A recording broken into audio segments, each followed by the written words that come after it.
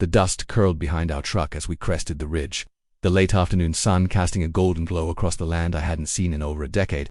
My grandfather's ranch, 40 acres of rugged pasture, rusted wire fencing, and that old, leaning barn was finally mine. It wasn't much to anyone else, but to me, it was sacred ground, a place where I'd learned to ride, build, and fight through things with grit instead of noise. Maya leaned against the open window, her long braid dancing in the wind. Still smells like cedar and cattle, she said with a smile. I grinned. Means it hasn't forgotten us. We parked beside the farmhouse, its paint peeled and porch sagging like tired shoulders. But I didn't care. I was back to rebuild what mattered. After too many years of boardrooms, neon-lit city nights, and elevators that never reached the sky, this was peace. But peace, I would soon learn, had a price in Willow Creek. By the second morning, I was elbow deep in tractor grease when I noticed the white SUV crawl up our gravel path like it owned the road. Out stepped a woman in pastel slacks, oversized sunglasses, and a clipboard clutched like a weapon. She didn't introduce herself. This equipment is unsightly, she said, voice clipped and nasal. Your fence, did you get HOA approval for that stained color? I squinted at her. We're not in the HOA. She arched a manicured brow. Your property borders Sunset Ridge. That puts you within our visible influence zone. All structures that impact community image must conform to HOA standards. So, I replied, brushing dust off my jeans. Ma'am, this is private land, deeded ranchland, not part of your subdivision. Her lips pursed like she'd sucked a lemon. I'm Karen Stover, president of the Sunset Ridge HOA. We take neighborhood harmony very seriously. Maya stepped onto the porch, arms folded. Then maybe start with your own attitude before you start inspecting our land. Karen's eyes narrowed. I'll be filing a formal complaint. And she did. 3. In fact, by week's end we received printed notices wrapped in plastic and taped to our gatepost. Code violations, visual blight, unauthorized use of agricultural machinery. Karen had sent them all. Then came the flyers. She mailed them to nearby residents claiming our dilapidated ranch lowered property values and posed serious aesthetic concerns. She even held an HOA meeting to discuss the ranch eyesore, which, according to a neighbor who secretly recorded it, she called a cancer on community cohesion. Maya and I didn't respond, not yet. We documented everything. Screenshots, photographs. We kept every letter, every bizarre citation, but things escalated fast. One morning, I was setting up the pasture gate when I caught Karen inside our fence line, measuring the distance from our barn to the road with a tape measure. Maya intercepted her before I could say a word. You're trespassing, Maya said evenly. Karen didn't even flinch. I'm conducting a property impact survey. This barn's proximity violates setback guidelines. I stepped forward. Setback? From what? We aren't under your jurisdiction.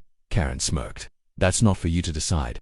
The arrogance was staggering, but I didn't lose my temper. Not yet. Maya just held up her phone and began recording. That was enough to send Karen retreating with threats about law enforcement involvement. We didn't think she meant it until the deputies showed up. It happened 2 days later. I was repairing a fence post when 2 black and white cruisers pulled up at the gate. Karen was already there, arms waving, voice shrill with self-fury. There, she shrieked at the officers. That tractor is non-compliant, and they're expanding without permits. You need to stop this unlawful activity. The younger deputy gave her a tired glance. Ma'am, this is privately owned ranchland. Their deeded rights go back before the subdivision existed. But they're non-conforming. Maya approached calmly and handed one of the deputies a file. Our permits, our surveys, and just so you're aware, I'm with the State Housing Authority Compliance Division. Karen blinked. You're what? Maya smiled softly, but her voice turned firm. I audit HOA abuse for a living. Karen stepped back, like she'd touched an electric fence. The officers turned to leave. One even tipped his hat.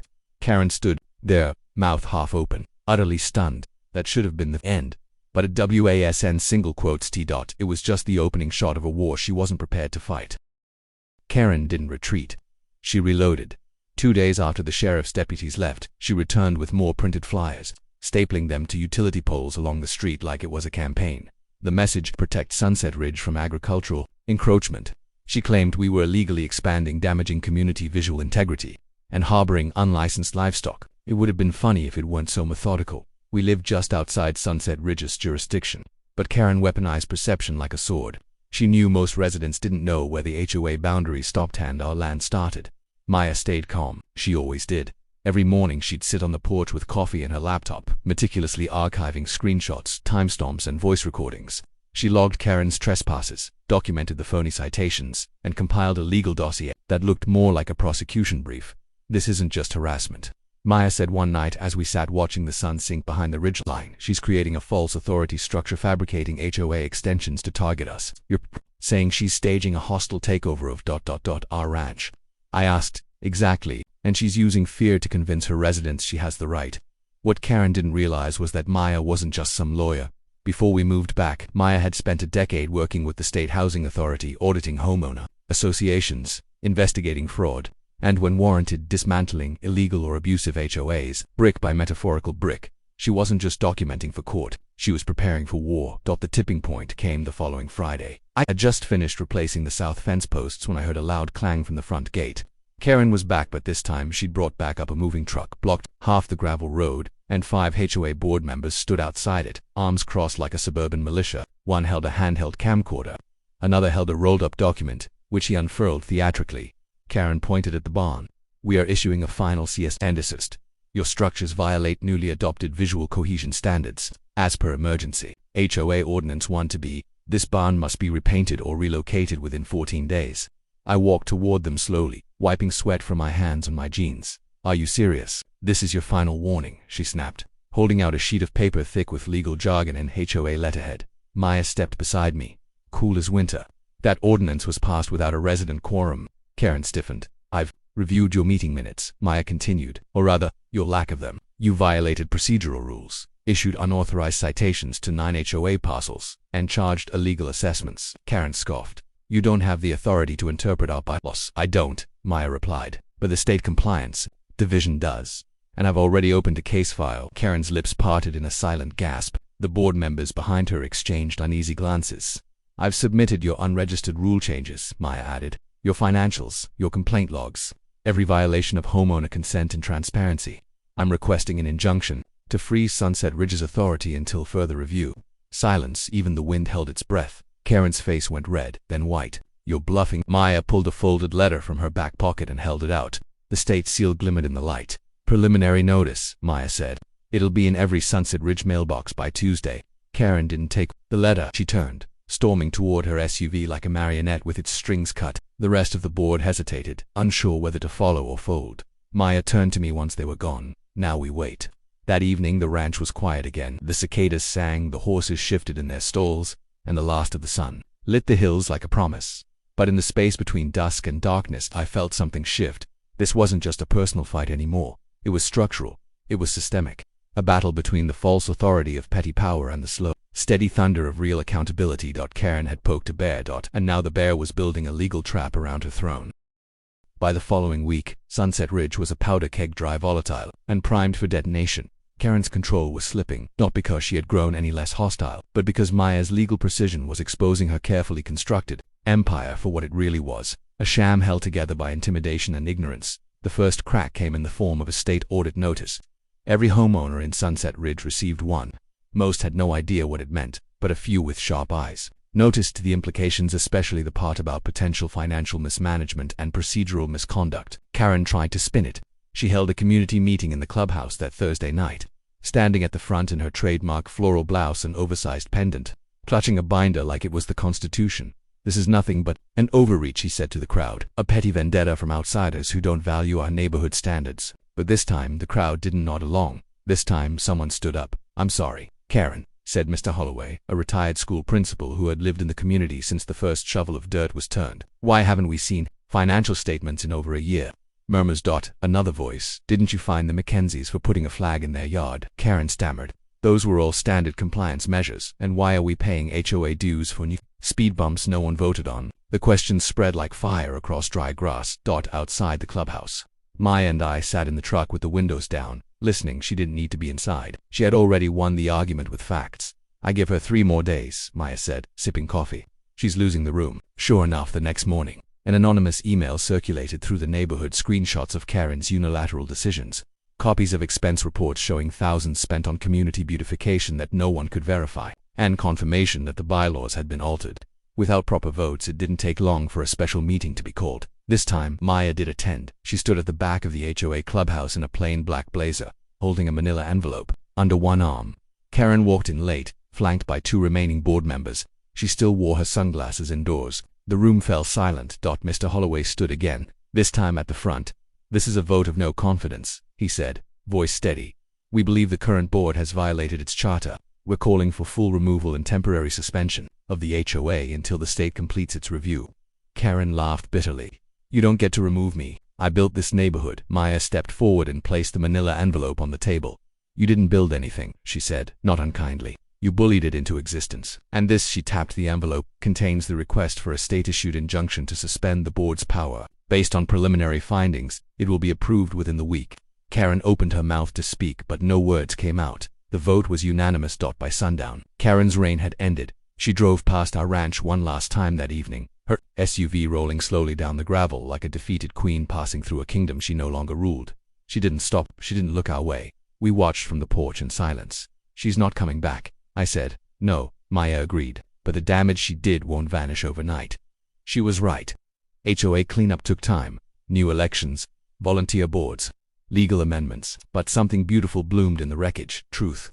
Neighbors began to talk to each other, not just through forms and citations, but face to face. One afternoon, a young couple from Sunset Ridge came by with homemade cookies. We just wanted to say thank you, the woman said, holding the tin awkwardly, for standing up to her when no one else did. It wasn't just us, Maya replied. You all found your voice too, and that, perhaps, was the real victory. Not the legal wins, not the letters or votes or injunctions, but the quiet restoration of a community that had been afraid to speak until someone reminded them they had every right to. The wind rolled over the hills with a softness I hadn't heard in weeks. Sunset Ridge no longer watched us like a hawk.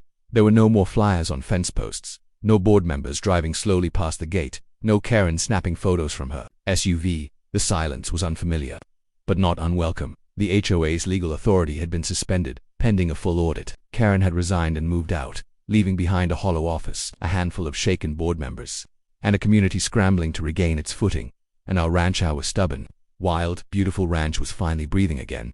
With the harassment gone, we got to work. The red barn, once chipped and sagging, now stood tall with a fresh coat of weatherproof paint.